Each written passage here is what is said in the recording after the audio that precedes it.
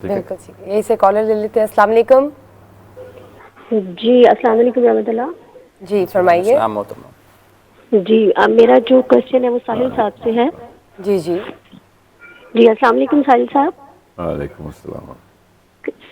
Sir कैसे हैं आप? अल्हम्दुलिल्लाह, अल्लाह का शुक्र है। साहिल साहब मुझे आपसे ये पूछना था कि हम लोगों ने जो बचपन में कुरान पढ़ा यानी कि जो पेरेंट्स ने पढ़ा दिया तो वो अब रियलाइज हुआ कि जो कुरान पढ़ा था वो सही नहीं पढ़ा यानी कि वो तरीका ठीक नहीं था।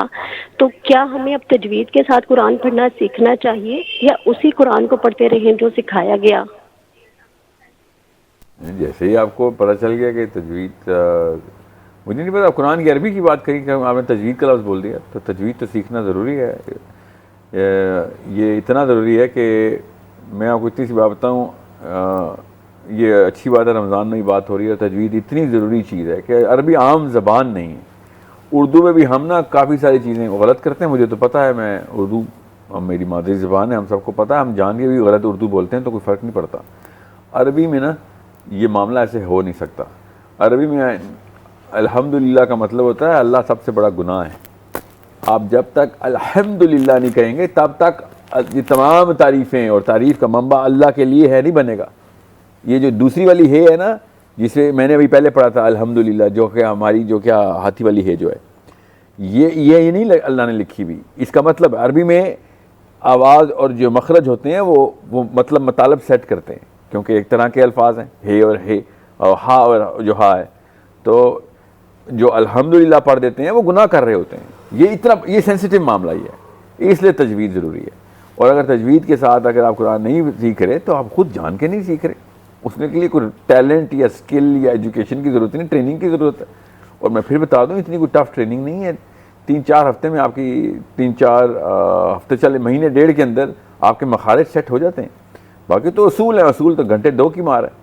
प्रैक्टिस करेंगे, इजरा करें कुरान पाक का तो असूल खुद ही याद हो जाते हैं बंदे को। असूल कितने, तो मखरज सेट होने में, ज़बान के मसल सेट होने में महीना डेढ़ लग जाता है। वो प्रैक्टिस है वो भी, और प्रैक्टिस नहीं करेंगे तो महीना क्या 10 साल लगा दें फिर नहीं सेट होगा। तजवीज़ सीखेंगे तो प्रैक्टिस करेंगे तो मसल सेट होगा तो अदायगी सही होगी, और एक तो मसल सेट हो गया फिर तजवीज़ सारी उम्र दुरुस्त रहेगी। तो यह तो हर इंसान का काम है कि आप किस तरीके से अल्लाह कायनात का रब ने खुद किताब लिख दी और आपने ईजी ले लिया, ऐसे तो नहीं होगा। सो ये आपने कुरान का सवाल किया था, मैंने तजवीद का लफ्ज़ बोलने की वजह से अरबी का आंसर दिया। असल में सवाल ये था कि जिस एंगल से हमें कुरान सिखाया गया वो एंगल बदलें, तो ये वाले मामला खुद ही सेट करने पड़ेंगे आपको, क्योंकि आपको पता चलेगा कितनी ज़रूरी है। वरना आज तक पाकिस्तान पूरे ने 6 साल में कुरान ख़त्म कर दिया था।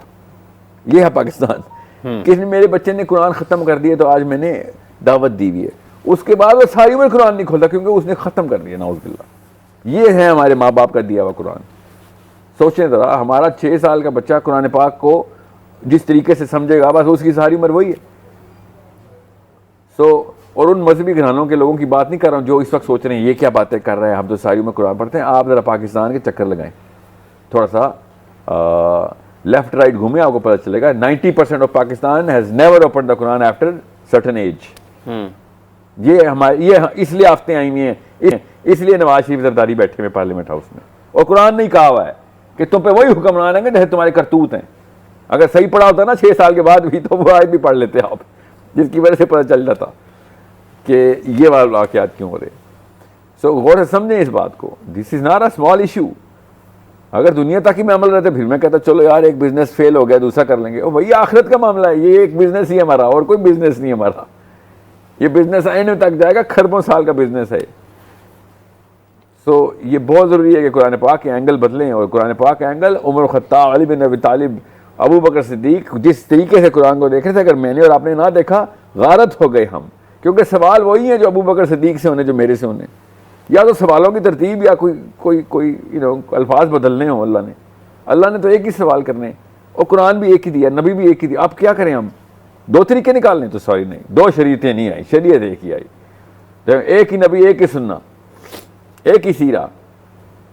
तो जो चीज़ अबू बकर सिद्दीक से पूछी जाएगी अली बिन अबी तालिब से पूछी जाएगी। सोचे ज़रा, मैं और अली बिन अबी तालिब एक ही सवाल के जवाब एक ही देंगे, आप और फातिमा तो ज़हरा एक ही सवाल और एक ही जवाब आएंगे। हो सकता है हमने क्या हालात बनाए हुए अपने, क्यों हमने सिर्फ इस किताब को गलत एंगल से पकड़ लिया। मैं आपको फिर बता दूं, ऐसी बात बताऊंगा कि तोते उड़ जाएंगे, सब रोंगटे खड़े हो जाएंगे कि मूसा अलैहिस्सलाम के हवारी जो थे, मूसा अलैहिस्सलाम के हवारी, उनके सवाल और इस वक्त के जो यहूदी अहले यहूद, उनके सवाल एक ही हैं और इनके जवाब भी एक ही हैं। इनके जवाब एक ही हैं, मैं बता रहा हूं आपको, जिस एंगल से ये कुरान को देख रहे हैं। मसला है मूसा अलैहिस्सलाम के हवारियों पे नबी अलैहिस्सलाम नहीं आए, इनके ऊपर नबी अलैहिस्सलाम आ गए थे। इनको कहा था बस अब आगे नहीं चलेंगे कि तुम बाज नबियों को मान लो तो बाज को नहीं, अब सबको मानोगे, ना तुमने ईसा को माना है ना तुमने मोहम्मद को माना है। मगर एंगल वही रखा हुआ इन्होंने। They never change the angle to look at their own book, we have change the angle, we don't even understand the angle of the सहाबास। ये है असली मसला, और इसलिए ना हमारी टोन वो है ना सेंस वो, और ना ही फिर नॉलेज वो रही, और चूंकि नॉलेज वो नहीं रही तो हमारे एक्शन वो नहीं रहे। तो जब ये अभी खुद एहतसाबी की बात हुई है तो कुरान तो इसमें भी बहुत वजाहत के साथ आपको बयान करता है कि अगर आप समझ नहीं चाहें तो चंद आयात के चंद अल्फाज हैं कि जैसे अल्लाह कुरान में फरमाते हैं कि इन्नल्लाह ला युहिब्बुल खाइनीन, इन्नल्लाह ला युहिब्बुल मुफसिदीन, इन्नहु ला युहिब्बुल मुअतदीन, वाक़सितू इन्नल्लाह युहिब्बुल मुक़सितीन, कि अल्लाह इंसाफ करने वालों को पसंद करता है, वला तक़रबू माल यतीम। तो ये सेल्फ अवेयरनेस की चीज़ें हैं कि अगर आपने झूठ भी नहीं बोलना है, ख़यानत भी नहीं करनी है। मिलियन परसेंट देखें, वही ना, मेरा नबी क्या, मेरा नबी कुरान है ना। हज़रत आयशा कहती हैं चलते फिरते कुरान है, ठीक है। तो मैं जब सीरा कहता हूँ तो वो क्या मतलब होता है कि there is no way that you want to see a walking and performing Quran and you see our prophet सल्लल्लाहु अलैहि वसल्लम। सो वो मैं क्यों आपको बता रहा था कि सीरा से शुरू करें, क्योंकि सेल्फ अवेयरनेस की जर्नी ना कुरान पाक से पहले, नाज़िल के नज़ूल से पहले नबी सल्लल्लाहु अलैहि वसल्लम ने स्टार्ट कर दी हुई थी। और जिस तरीके से वो देख रहे थे पूरे मामलात को और अरब के हालात को, वो जब उनको पूरी तरीके से समझ आ गया कि मैंने किस एंगल से सेट करना है, अल्लाह ताला ने जब कहा ना कि तूने अपनी किताब पढ़ ली, अब मेरी किताब पढ़। Now you read your own self, now read this, and because now you can apply this। और मैं आपको अजीब सी बात बताऊं, जितने भी मैंने कॉन्वर्ट्स देखे हैं ना अमेरिका में, यूरोप में, मैंने जिनसे मैं खुद भी मिला हूँ, वो कुरान पाक से एंटर हुए। पाकिस्तान में है ना, मौलवी साहब कहते हैं कुरान ना पढ़ना अकेले गुमराह हो जाओगे, वो अकेले कुरान पढ़ के इस्लाम में आ जाते हैं, हमें यहाँ पे मना किया जाता है। तो मैंने उनसे पूछा ना कि क्या कुरान पाक ने कैसे अट्रैक्ट किया तुम्हें, क्या चीज़, तो लोग ज़्यादातर पूछते हैं कि जी वो कुरान पाक की वो आयत बताएं जिससे आप मेस्मराइज हो गए और उसने पकड़ लिया आपको। और मैं ये पूछा था कुरान पाक तक पहुँचने की जर्नी बता, कुरान तो तूने बाद में खोला है, उससे पहले क्या खोल रहा था, तो वो बताता है सेल्फ अवेयरनेस कर रहा था। तो जितने भी लोग कन्वर्ट होते हैं वो एक ख़ास लेवल के सेल्फ अवेयर होते हैं, फिर कुरान पाक उन तक आता है। जर्नी वही है, याद रखिएगा, वो जर्नी नहीं हमें समझ आ रही, वो सफ़र, और वो सफ़र आप नहीं और मैं हम कर नहीं रहे।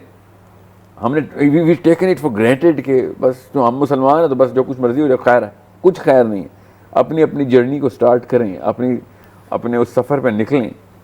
मैं आपको बता दूं, इससे अच्छा सफ़र कोई नहीं जो आपने कभी भी करना हो, इससे अच्छा और इससे सही सफ़र भी कोई नहीं है। This is the right journey to take. Every woman and every man should take it, every girl and every boy should take it। Then you'll understand what are the bigger problems that you should have solved, and what are the bigger problems that we never even thought of solving। हमने सोचा भी नहीं कि इतने बड़े मसले हमें करना ही नहीं इस बारे में कुछ। ये तभी पता चलेंगे ये दोनों सवालों के जवाब जब आप सेल्फ अवेयर होंगे। तो अच्छा, सहल से भी जैसे अभी जिक्र हुआ, इन्नल्लाह ला युहिब्बुल खाइनीन, हम 25 करोड़ लोगों का मुल्क है, मुसलमानों की दुनिया में आबादी भी अच्छी खासी तादाद में है। जब अल्लाह ने कुरान में फरमा दिया कि अल्लाह ख़यानत करने वालों को पसंद नहीं करता, अगर हम इसको अपनी रोज़मर्रा की ज़िंदगी के ऊपर लागू करना शुरू कर रहे हैं या देखें कि ख़यानत के मानों में अगर हम कारोबार कर रहे हैं तो उसमें कहाँ पर ख़यानत है, गुफ्तगू कर रहे हैं उसमें कहाँ पर ख़यानत है, जो हम ज़ाहरी तौर पर नज़र आते हैं या जो बंद कमरे में हैं उसमें कहाँ तक ख़यानत है, जो हम लिख रहे हैं उसमें कितनी ख़यानत है, जो बोल रहे हैं उसमें कितनी ख़यानत है, तो फिर ये तो मामला किसी और तरफ चला जाता है। अल्लाह ताला ने देखें सबसे छोटे जुमले में सबसे बड़ी बात मेरे रब ने करनी है ना, तो हम जब एक आयत पकड़ते हैं तो बस चलता है कि हर एंगल से 360 सफ़ीर है वो। तो आपने यही ये सफ़ीर के एंगल्स बताए ना, अपने अलग अलग जाविये से देखें, हर बंदा खाइन निकलेगा। एटलीस्ट किसी ना किसी एक चीज़ के अंदर हम कमी पेशी कर रहे होंगे, चाहे वो लेने में, नहीं तो देने में, नहीं तो रखने में, नहीं तो समझने में, नहीं तो अदा कर लेने में। तो ठीक कह रहे हैं आप। वही तो बात है ना ज़ुहद के, फिर ज़ुहद की कोई मनाजिल तो नहीं है ना कि जो लिमिट हो, वो तो आप जा ही जाएँ फिर। मगर सेल्फ अवेयरनेस का एक एलिमेंट ये है कि जिसमें आप अपनी तहकीक कर रहे हो कि अपना एहतसाब के अंदर कि भाई मेरे पास क्या मानते हैं जो अल्लाह ने मुझे दी है, और वो वाली कौन सी अमानत है जो लोगों का हक बनता है कि उन तक पहुंचा दी जाए, और मैं रोक लिया या मैंने डेवलप नहीं किया अपने आप को, या मैंने उस हालत में नहीं आगे पहुंचाई जिस हालत में अल्लाह ताला ने इस अमानत को हक दिया। तो फिर यस 90% काम तो आपने करवा दिए थे।